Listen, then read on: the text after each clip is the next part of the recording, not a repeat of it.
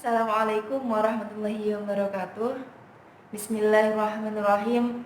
Rabbi shrah li sadri wa yassir li amri wahlul 'uqdatam min lisani yafqahu qawli.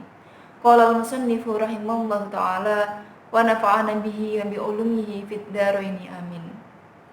Anak-anakku sekalian dimanapun kalian berada, semoga kita semua senantiasa diberikan kesehatan sehingga kita bisa menjalankan ibadah puasa dengan tanpa ada halangan suatu apapun. Ustazah tidak jenuh mengingatkan agar anak-anakku tetap berdiam diri di rumah jika memang tidak ada sesuatu yang sangat mendesak yang mengharuskan kalian untuk pergi keluar rumah. Sebelumnya kita telah belajar tentang pentingnya sebuah niat dalam menjalankan aktivitas. Kita juga belajar tentang apa itu Islam, iman, dan juga ihsan. Dan yang kemarin kita juga belajar tentang fondasi agama Islam bersama Ustazah Aziza. Maka hari ini kita akan memasuki pembahasan yang sedikit lebih dalam, yaitu tentang takdir. Hadis ini merupakan hadis keempat dalam kitab Arba'in Nawawi yang diriwayatkan oleh Abdullah ibnu Mas'ud. Al-hadis ar-rabi' al-hadisu utawi iki hadis ar-rabi' kang kaping 4. An Abi Abdurrahman, saking Abu Abdurrahman Abdullah bin Mas'ud, yaitu Abdullah bin Mas'ud radhiyallahu an. Qala ngendika sapa Abdullah ibnu Mas'ud, haddasa nyeritani na ing kita sinten sing cerita Rasulullah sallallahu alaihi wasallam. Iku Rasulullah sedang bercerita bersama para sahabatnya dalam sebuah majelis. Wa huwa hiya utawi Rasulullah iku as-shadiqu wong kang jujur, al-masduqu tur kang den anggap jujur. Di sini ada dua kata, yaitu as-shadiq yang pertama dan al-masduq yang kedua. As-shadiq digunakan untuk merujuk kepada seseorang dengan kejujuran dalam aktivitas sehari-hari. Misalkan dalam berdagang di pasar, kita bisa melihat Rasulullah selalu jujur dalam mengatakan kondisi barang yang beliau miliki. Misalkan jika kondisi dagangannya kurang baik, maka Rasulullah juga akan mengatakan kurang baik. Jika memang kondisinya baik, maka Rasulullah akan mengatakan kondisinya baik. Jadi beliau tidak pernah berbohong untuk mendapatkan keuntungan untuk beliau sendiri.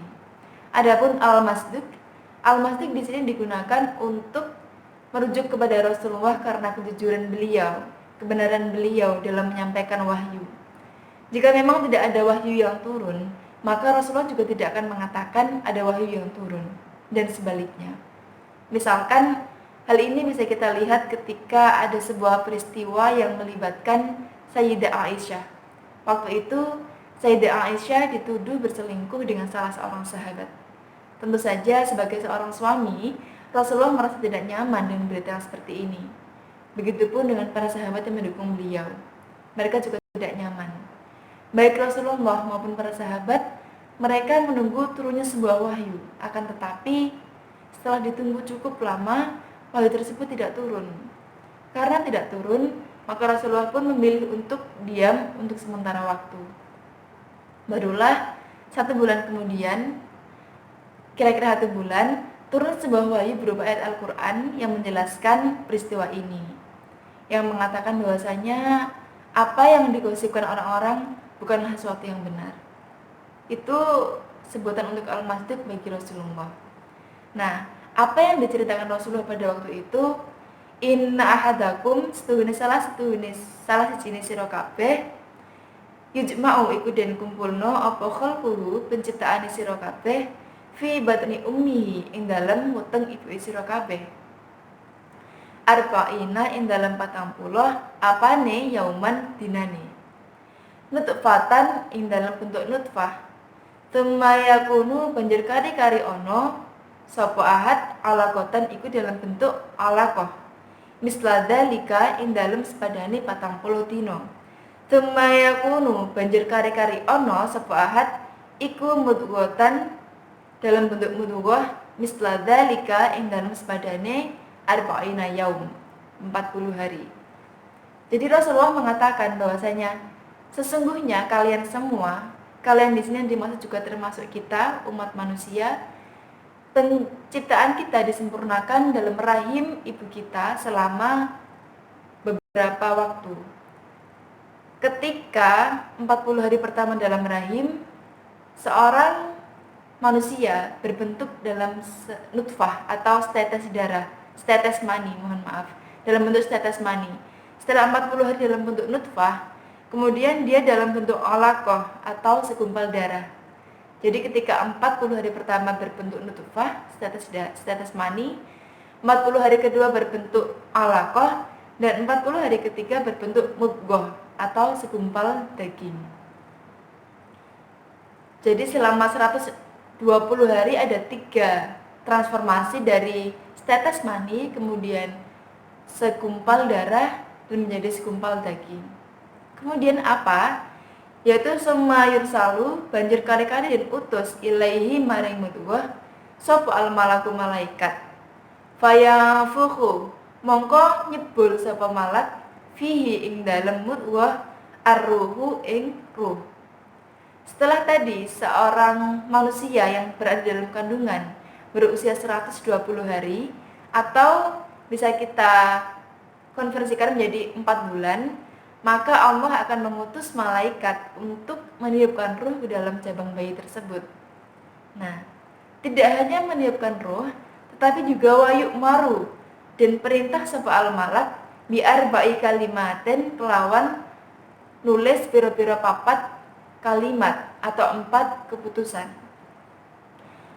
Jadi ketika 4 bulan Allah mengutus malaikat untuk meniupkan ruh ke dalam mudghah, ke dalam rahim ibu yang sedang mengandung. Nah, selain ruh tadi juga malaikat diperintahkan untuk menulis 4 ketetapan atau 4 takdir yang akan dimiliki oleh bayi tersebut. Itu mengapa dalam beberapa kelompok masyarakat kita sering melihat mereka mengadakan acara atau hajatan 4 bulanan untuk mendoakan sejabang bayi. Entah itu membaca beberapa surat Al-Quran, berzikir dan sebagainya. Yang itu dilakukan sebagai sebuah ikhtiar untuk berdoa kepada Allah agar jabang bayi yang nanti akan lahir diberikan nasib yang baik, takdir yang baik. Nah, 4 kalimat tadi, 4 takdir tadi, 4 ketetapan tadi, itu apa aja? Yang pertama, bikat birizkihi, yaitu rizkinya. Yang kedua, wa ajalihi, ajalnya. Wa amalihi, lan tindak lampai atau perbuatan yang akan dilakukan oleh si bayi nanti. Wa syakiyun, lan nelongsoni uduwa au sa'idun utawa kebahagiaane. Jadi ada 4 perkara yang ditetapkan ketika seorang manusia berusia 4 bulan dalam kandungan ibundanya. Yang pertama yaitu tentang rizkinya, yang kedua umurnya, yang ketiga yaitu amal perbuatan selama di dunia, dan yang keempat tentang apakah nanti manusia itu akan berakhir sebagai orang yang sengsara atau sebagai orang yang bahagia. Fallahi mangko demi Allah alladzi dat la ilaha kang ora ana pangeran iku maujud ghairu saliyane Allah. In ahadakum sedune salah sijine sira kabeh la ya'malu iku yakti ngamal sapa ahad bi amali ahli jannati kelawan tindak lampai ahli surga.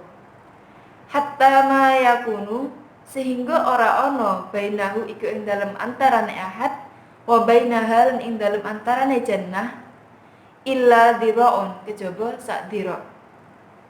Kemudian Rasulullah melanjutkan, ini masih berkaitan dengan takdir yang ditiupkan ketika seorang manusia berusia 4 bulan dalam kandungan, yaitu sesungguhnya ada seorang manusia, sebut saja misalkan si fulan. Si fulan ini dia beramal dengan sangat baik. Dia ahli berpuasa, ahli qiyamul lail, salat malam. Intinya dia itu seakan-akan sudah benar-benar calon penduduk surga karena amalan dilakukan sangatlah baik. Dan orang-orang pun juga mengakui itu. Sehingga seakan-akan jarak antara si fulan dengan surga hanyalah sejengkal, diraun, saking dekatnya, sangat dekat dan benar-benar sudah dijamin akan masuk surga. Tetapi fayasbiku mongko disii oleh ingat nasihat apa alkitabu ketetapan. Akan tetapi ketika si fulan tadi dalam kandungan berusia 4 bulan, ternyata dia sudah ditetapkan sebagai seorang ahli neraka. Maka entah sebaik apapun yang telah dilakukan si fulan, mendekati akhir hayatnya, si fulan melakukan sebuah dosa yang itu menjadi musabab dia masuk neraka. Sehingga jadilah si fulan masuk neraka. Di sini bukan berarti kita harus mengartikannya dengan nggak apa-apa berarti saya melakukan kesalahan, dosa dan sebagainya. Toh jika memang Allah menakdirkan saya untuk masuk surga, saya akan masuk surga. Bukan demikian. Akan tetapi di sini merupakan sebuah pelajaran bagi kita bahwasanya tidak peduli sebaik apapun yang kita lakukan, kita tidak boleh bersikap sombong. Ini berkaitan dengan hadis niat yang pertama kali disampaikan oleh Ustazah Azizah, dan hal ini juga sering dipelajari dalam ilmu tasawuf, dalam kajian-kajian sufi, misalkan dalam Al-Hikam dan sebagainya, tentang menata niat. Karena bahkan seorang Azazil pun, seorang pimpinan malaikat pada waktu itu, bisa disot menjadi dot, bisa dikutuk dari seorang malaikat menjadi iblis. Apalagi kita yang hanya seorang manusia. Nah, kenapa kok Azazil dikutuk menjadi iblis? Karena dia sombong dan Allah sangat tidak menyukai kesombongan. Begitu juga dengan kita. Jika kita berpuasa, jika kita melakukan kebaikan dan sebagainya, tetapi ternyata ada benih-benih kesombongan dalam hati kita, maka siapa tahu gara-gara kesombongan yang setitik itu ternyata Allah murka. Sehingga seakan-akan kita beramal ahli surga, tetapi ternyata bukan. Dan itu sangat merugikan. Maka dari itu kita harus senantiasa berikhtiar, berusaha menata hati dan melakukan kebaikan, semuanya lillahi ta'ala, murni karena Allah ta'ala. Jangan sampai kita terkelabui, jangan sampai gurur bahwa kita berpikir kita baik, ternyata kita tidak baik. Ketika sudah ngaji di Malang dulu bersama Ustadz Ali, beliau mengatakan ada sebuah ijazah yang ini sederhana sekali, tapi maknanya sangat dalam. Bunyinya yaitu kabeh wong elek, kabeh wong apik, aku elek dhewe. Yaitu kabeh wong apik, aku elek dhewe.